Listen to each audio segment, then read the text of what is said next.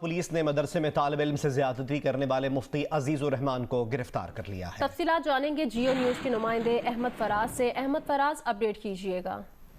जी बिल्कुल जी, ये वाक़या जो है ये तकरीबन कई माह से ये पेश आ रहा था और तकरीबन 3 रोज कबल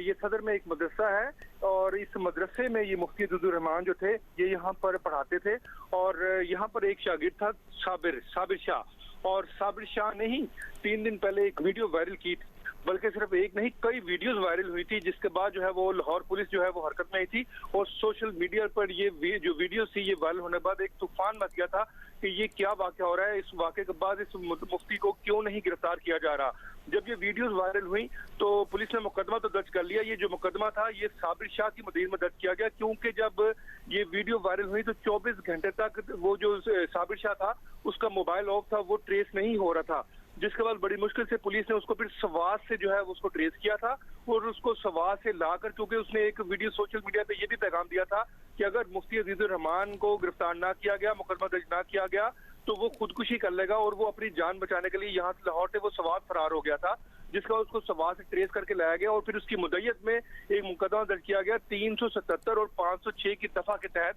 क्योंकि उसने ये कहा था कि जो मुफ्ती अजीज उर रहमान के जो 3 बेटे हैं और एक उनका एक साथी अब्दुल्ला, वो उसको वीडियो वायरल ना करने की शर्त पर उसको जो है वो धमकियां दे रहे हैं और अगर उसकी जान को नुकसान पहुंचा तो वो खुदकुशी कर, अगर उसकी जान